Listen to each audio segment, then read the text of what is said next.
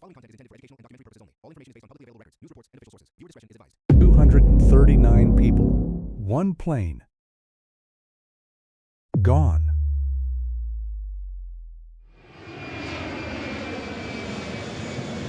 March 8, 2014, just after midnight, 239 people board a routine flight from Kuala Lumpur to Beijing. 6 hours.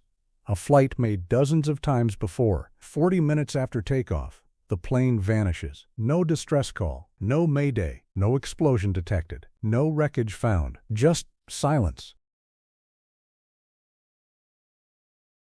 What you are about to hear is not a conspiracy theory. It is not speculation. These are the verified facts of the greatest aviation mystery in human history. And 12 years later, the search has just ended, again, with nothing.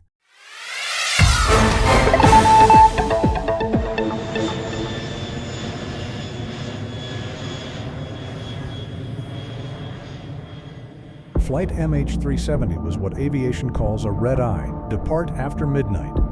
Land in Beijing before 7 a.m., the kind of flight airline crews and frequent flyers do in their sleep. The Boeing 777-200ER was one of the safest commercial aircraft ever built. It had accumulated over 53,000 flight hours and 7,526 takeoffs and landings without a single major incident. The crew was experienced, the weather was clear, the plane was in perfect mechanical condition. There was absolutely no reason, not one, for anything to go wrong.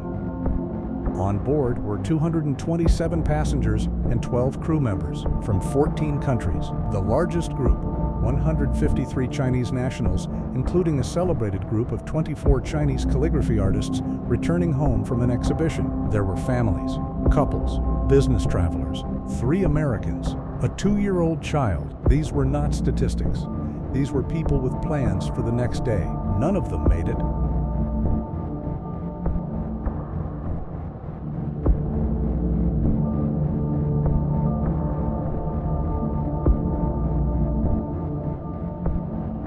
The captain was Zahari Ahmad Shah, 53 years old, a veteran pilot with over 18,000 hours of flight time. He had been flying for Malaysia Airlines since 1981. His first officer, Farik Abdul Hamid, was 27 years old. It was Farik's final training flight before full certification. He was engaged to be married. The 2 men ran their checks, received clearance. Delivery Malaysia 370, morning. Malaysia 370, request level. 370, we are ready, requesting flight level 350 to Beijing. And at 12:41 a.m., MH370 lifted off the runway. Everything was normal for exactly 38 minutes. Pilot Mitchell put us on autopilot, so you can see the readout here, 35,000 feet. And this is what the pilots would have looked at as far as their navigation screens. The pink line is the actual path that we are taking, that 370 took. It was all programmed in before they took off the ground, similar to the GPS you have in your car, but... At 1:19 a.m., the crew made routine radio contact as MH370 crossed from Malaysian airspace into Vietnamese airspace. The last words heard from the cockpit were standard, "Good night, Malaysia 370. That was it. That was the last human voice ever heard from flight MH370. 2 minutes later, the transponder switched off. The transponder is the device that makes a commercial aircraft visible to civilian air traffic control. Switching it off doesn't make the plane fall from the sky. It makes it disappear from radar. And that is not something that happens by accident. Malaysian Prime Minister Najib Razak confirmed that both the radar transponder and the flight data transmission system had been deliberately turned off by someone on the flight in an attempt to hide the plane's location. Deliberately. Someone on that plane turned off the systems, on purpose. But here's where it gets deeply disturbing. Military radar, which doesn't depend on the transponder, kept tracking the plane, and what it showed defied all logic. MH370 didn't continue northeast toward Beijing. It turned sharply west, back over the Malay Peninsula, over Penang Island, then northwest into the Andaman Sea. A massive, deliberate course change, executed perfectly by someone who knew exactly what they were doing. Then, it turned south and all contact was lost forever. MH370 flew for 7 more hours after its transponder went dark. 7 hours, somewhere over the most remote stretch of ocean on the planet. 239 people, in the dark, heading nowhere, and not a single person on the ground knew. When MH370 failed to arrive in Beijing, the world mobilized. 26 countries, dozens of ships and aircraft, hundreds of millions of dollars. The initial search concentrated on the South China Sea, where the flight was last supposed to be. They found nothing, because the plane wasn't there. It was thousands of miles away, in a completely different ocean in Beijing. Off due to bad weather. But the robotics specialists believe an autonomous underwater vehicle that creates 3D maps of the seabed up to 6 kilometres below the surface could, this time, be the difference. The Malaysian government says it'll pay the company more than $100 million if it locates the missing jet. If this black box is found, it'll be a first for the aviation industry. No recording device from plane has been recovered after more. The families were going out of their minds. Most of the passengers were Chinese nationals, mothers, fathers, husbands, wives, and the Malaysian government wasn't telling them anything. Wing is linked to the missing plane. They think that the government and the airline is trying to put this to rest without having all of the facts. We're also hearing now from the Chinese Foreign Minister Wang Yi. He spoke about the investigation. We suggest that Malaysia should first explain to the next of kin what's going to happen next. I think on this matter, it is important that we care about their feelings and the struggle that they're going through. They learned their loved ones were presumed dead via text message. Malaysia Airlines sent a text to the families of 239 missing people. A text. For 16 months, nothing. Then on July 29, 2015, a beach cleaner on the French island of Réunion found something unusual washed up on shore, a large piece of aircraft wing. It was a flaperon, a control surface from a Boeing 777. It was confirmed as wreckage from MH370, the first hard proof the plane had gone into the ocean, and it was 1,500 miles from where every search effort had been focused. Over the following 2 years, fragments washed up on the shores of Tanzania, Mozambique, South Africa, Madagascar, and Mauritius. 27 pieces total, from a plane that weighs 300,000 pounds, and not a single body. Not one. Every investigation eventually leads back to one man, Captain Zahari Ahmed Shah. By all public accounts, a dedicated pilot, a family man, a hobbyist who built his own flight simulator at home. But investigators found things that didn't fit that picture, things the Malaysian government tried very hard to keep quiet.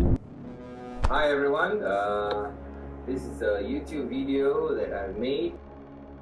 Zahari had built an elaborate flight simulator in his home. When investigators examined it, they found that files had been deleted.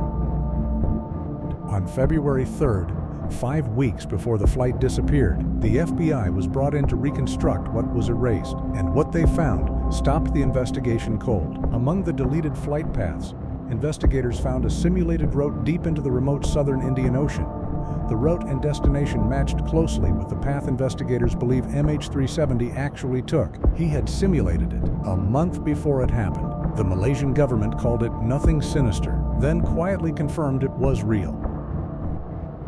There was more. The day before the flight disappeared, Zahari's wife and children moved out of the family home. A fellow pilot described him as terribly upset that his marriage was falling apart. He received a 2-minute phone call just before departure from an unidentified woman calling from a number registered with a false identity. And 6 years after the disappearance, the former Prime Minister of Australia revealed something stunning. Tony Abbott disclosed that from very early on, the Malaysian government privately believed MH370 was a murder-suicide carried out by the pilot. They believed it from the beginning, and they never told the families.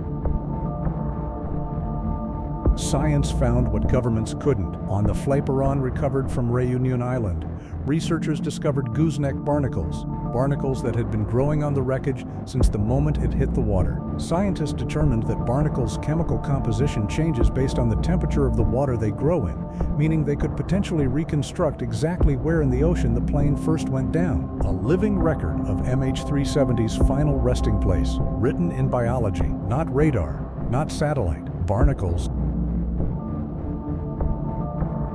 On the last day of 2025, a new search launched. Ocean Infinity deployed autonomous underwater vehicles across a new 15,000 square kilometer search zone on a no-find, no-fee deal worth $70 million, the most advanced deep-sea technology ever used in a search operation. They covered 7,571 square kilometers of ocean floor. They found nothing. On January 23, 2026, the search ended. Again, the plane is still down there, somewhere, 2.5 miles below the surface of the most remote ocean on Earth, and the 239 people on board have never been found.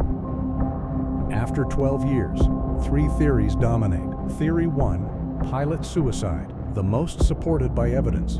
The deleted simulator files, the matching flight path, the marriage falling apart. The private Malaysian government belief from day one, a pilot who turned off every tracking system, flew for 7 hours over the most remote ocean on Earth, and put the plane down where no one would ever find it. It explains almost everything, except why he would do it.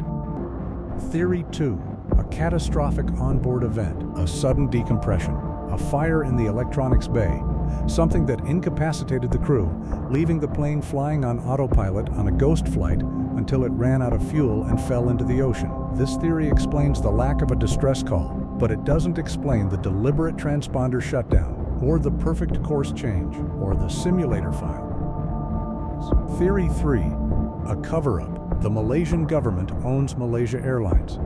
The Malaysian government controls the investigation, and the Malaysian government has been caught withholding information at every single turn. French investigative journalist Florence Dechangi, who wrote an entire book on MH370, believes the cover-up exists to protect either a government secret or a catastrophic corporate failure. She points out that blaming the pilot conveniently absolves everyone else. The airline, the manufacturer, the government. She may be right. We will likely never know.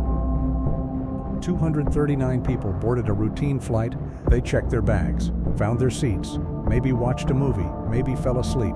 They had no idea the plane they were on was about to become the greatest aviation mystery in human history. 12 years later, the families still don't know what happened. The search has ended.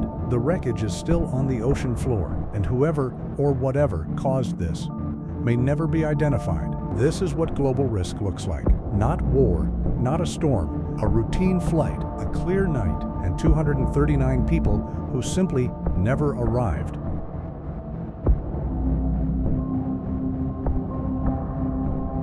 If this case affects you the way it affects me, drop a comment. What do you think happened? Was it the pilot? A cover-up? Something we haven't considered? Subscribe to Global Risk Files, because this is exactly what this channel exists to cover. Real stories, real risk, real people. Next week, we go somewhere even darker.